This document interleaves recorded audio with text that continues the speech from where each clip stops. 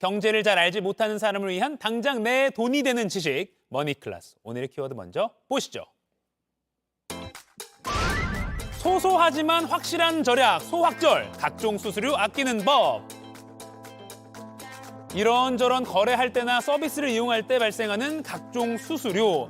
당장은 큰 돈이 아닐 수 있지만요. 가랑비에 옷 젖는다고 이 수수료로 나가는 돈 모아보면 꽤 됩니다. 제가 늘 당장 내 돈이 되는 지식이라고 말씀드리잖아요. 오늘은 정말 당장 아낄 수 있습니다. 환전, 주식 거래, 부동산 거래, 우체국 택배. 이런 일상 속에서 내는 수수료 제대로 아끼는 방법 지금 바로 알려드리겠습니다.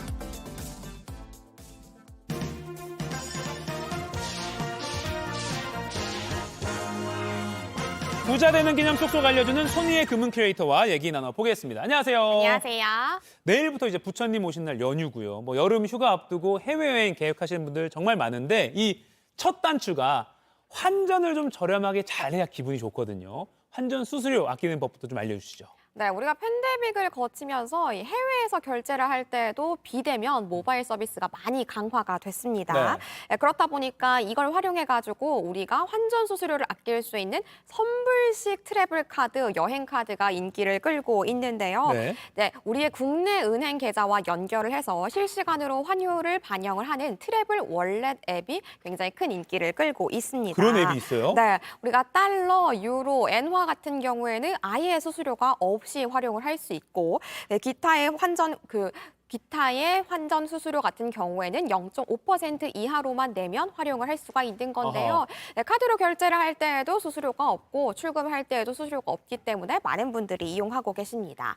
하나카드의 트래블 로그 카드 같은 경우에도 많이들 해외여행 전에 발급을 받으시는 카드인데요. 네. 제가 앞서서 트래블 월렛 같은 경우에는 미국, 유로, 그리고 엔화 같은 경우에 수수료가 없다라고 말씀을 드렸잖아요. 네네. 이 카드 같은 경우에는 18개의 국가까지도 환전 그리고 현지에서 카드를 사용하는 게 가능해서 또 폭넓게 사용이 가능합니다. 현지에서 우리가 출금할 때도 수수료가 없어서 많이들 인기를 끌고 있고요. 아, 그래요? 특히나 또 우리가 100%까지 환율 우대를 받을 수가 있기 때문에 많은 분들이 찾으신다고 합니다. 아, 아까 트래블 월렛 앱은 달러, 유로, 엔화는 환전 수수료가 없다. 사실 달러, 엔화, 뭐 유로 정도 되면 많은 나라를 갈 수 있으니까 네. 괜찮을 것 같고. 그리고 아까 말씀하신 트래블 로그 체크카드죠, 이거? 네. 이거는 발급비나 뭐 연회비는 없는 거예요? 말씀해주신 것처럼 체크 카드이기 때문에 연회비가 없지만요.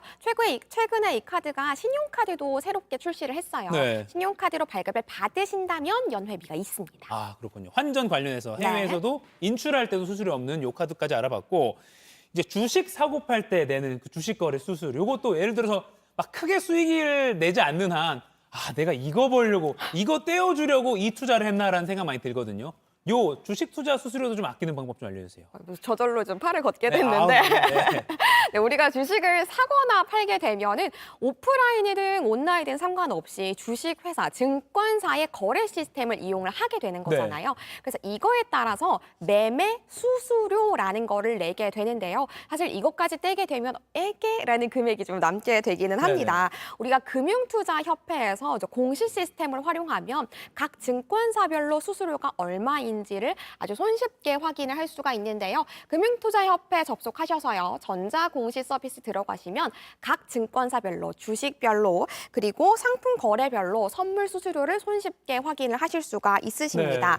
여기에 따라서 증권사에서 직접 발급한 개설한 계좌인지 혹은 연계된 은행에서 간접적으로 개설한 계좌인지에 따라서도 수수료가 달라서 이것까지도 확인하실 수 그러네요. 있고요. 구분이 되네요. 네. 맞습니다. 그리고 우리가 발급한 그 시스템이 온라인인지 오프라인인지 온라인에서도 모바일인지 홈페이지 등등에 따라서 또 수수료가 다 다릅니다. 네. 그것까지도 이 홈페이지에서 손쉽게 확인을 해보실 수가 있으시고요.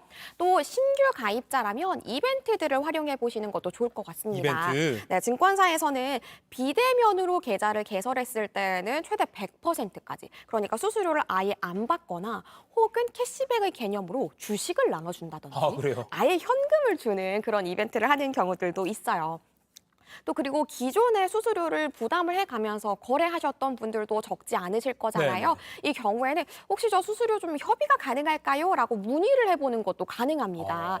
그래서 마치 이제 금리 인하 요구권처럼 네네. 네, 수시로 문의를 해보셔가지고 수수료를 인하 받으시는 것도 좋은 방법이 될 수 있을 것 그렇게 같습니다. 두드려 보면 해주는 경우가 있나 보네요. 그렇죠. 신기합니다. 그리고 금투협 홈페이지에서 비교가 가능하다까지도 저도 몰랐습니다. 그리고 이제 이거 복비라고 하죠. 집 거래할 때 이제 부동산 중개인에게 주는 돈 사실 이거 뭐 안 낼 수는 없으니까. 네. 근데 이게 뭐 요율 뭐 그런 것도 있고요. 복잡한데 아끼는 사람 또 아끼더라고요. 아끼는 그 팁 좀 주세요. 사실 우리가 정말 꼭 기억해야 되는 건요. 부동산 중개 수수료, 우리가 흔히 복비라고 부르는 건 네. 기준이 금액이 아니라 비율이라는 겁니다. 비율? 네, 제가 비율을 한번 계산을 해서 가져와 봤는데요. 서울에서 제가 만약에 거래를 한다라고 가정을 했을 때 2억에서 9억 원 미만이라면 수수료율이 0.4%고요. 9억 원 이상이고 12억 원 미만이라면 0.5%, 그리고 15억 원 이상이라면 0.7%의 수수료를 우리가 부담을 해야 된다라고 합니다. 네. 가령 6억 원짜리 아파트를 제가 서울 기준으로 매매를 한다라고 예시를 한번 들어봤어요. 네. 그러면 6억 원 기준으로는 수수료율이 0.4%거든요. 그러면 240만 원이라는 값이 계산돼 나오는데 부동산에 내야 될 돈이? 맞습니다. 네네. 근데 제가 파란색으로 표시해놨죠. 최대 금액입니다. 우리가 이 비율 안에서는 서로 협의가 가능한데 보통 공인중개사들은 마치 이 금액이 확정인 것처럼 네, 선생님 240만 원 송금해 주시면 되세요. 이렇게 말을 보통 하거든요.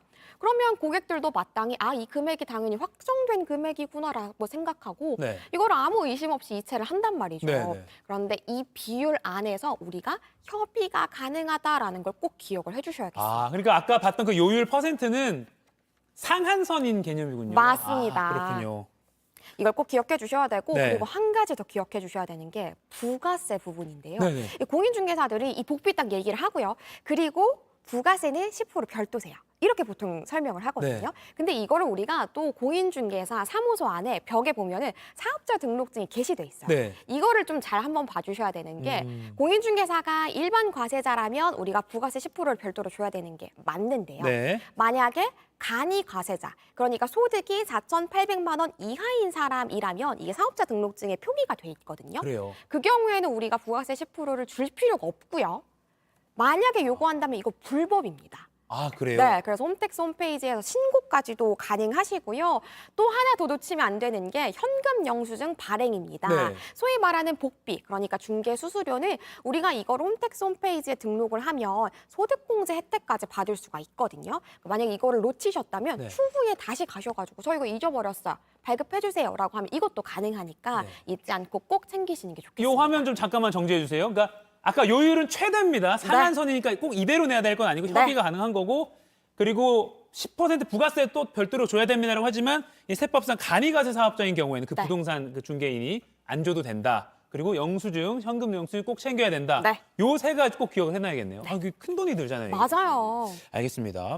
근데 이 아까 그 중개 보수 기준이요 말씀해 주셨는데 일일이 기억할 수는 없잖아요. 맞아요. 이거를 어디서 확인할 수 있는 방법 없습니까? 네, 우리가 네이버에서 중개보수 계산기, 중개수수료 계산기라고만 검색을 하셔도 네. 아주 손쉽게 활용할 수 있는 계산기가 따단하고 나옵니다. 우리가 수수료는요, 지역별로, 거래 유형별로, 그리고 주택의 유형별로 다 다릅니다. 심지어 특히나 지역별로도 다르기 때문에 이걸 다 외울 수는 없어요. 네. 그래서 공인중개사 얼마입니다라고 얘기를 하면은 잠깐만요라고 하시고 내가 거래하는 내역에 따라서 간단하게 입력만 하시면 이렇게 계산값이 바로 나오거든요. 네. 그래서 확인 한번 해보시고 이 안에서 협의가 가능한 한 거니까 협의도 한번 시도를 해보시고 나서 값을 치러주시면 좋을 것 같습니다. 녹색창에 중개 보수 계산기를 치면 된다. 맞습니다. 간단하네요. 자, 마지막으로 우체국 택배에 많이 사용하는데 네. 이것도 좀 요금을 아낄 수 있는 방법이 있다고요. 있습니다. 네. 바로 간편 사전 접수를 활용을 하는 건데요. 사전 접수. 네, 맞습니다. 우리가 보통 소포 붙인다, 택배 붙인다 뭐 이렇게 얘기를 하면은 우체국 기준으로는 우체국에 일단 찾아가죠. 네. 번호표 뽑습니다. 그리고 내가 필요한 정보 적고요. 이렇게 택배 상자에다가 붙여가지고 접수할게요. 이렇게 하는 거잖아요. 근데 이 간편 사전 접수를 활용을 하는 거는 우리가 기존에 이제 입력해야 되는 사전 정보를 말 그대로 사전에 먼저 접수해서 입력을 하고요. 아하. 거기 가서는 택배를 이제 드리기만 하면 되는 거예요. 우리 간편 사전 접수 홈페이지 접속하셔가지고요. 클릭하시고 정보를 미리 입력합니다. 네. 뭐 우편 번호라든지 보내는 보내는 사람. 사람의 이름이라든지 뭐 주소라든지 이런 거 입력하시고 나서요. 현장 가셔가지고는 보내는 사람의 연락처만 제시를 하면은 바로 붙이는 게 가능하세요. 아. 근데 이게 뭐 그냥 편리하기만 한 거냐? 그게 아니라 비용적으로도 아끼실 수 있어요. 네. 단 하나만 붙이시더라도 3% 절약하실 수 있고요. 개수에 따라서는 최대 15%까지 할인을 받으실 수 있습니다. 네. 특히나 뭐 해외 배송을 많이 보내신다든지 EMS 등등 활용하시는 분들은 사실 이 소포비만 해도 어마어마하거든요. 맞아요. 15%면 어마어마하잖아요. 네. 그래서 귀찮음도 좀 줄일 수 있고요. 시간도 절약할 수 있고 돈도 절약할 수 있으니까 간편 사전 접수 꼭 활용해 보시면 좋을 것 같습니다. 미리 모바일로 정보를 입력한 그 편의도 얻을 수 있고 그렇죠. 시간도 절약하고 돈도 절약하고. 맞습니다. 좋네요. 알겠습니다. 오늘 정말 돈이 되는 지식을 배웠습니다. 머니클래스 손희의 금은 크리에이터와 얘기 나눠봤습니다. 고맙습니다. 감사합니다.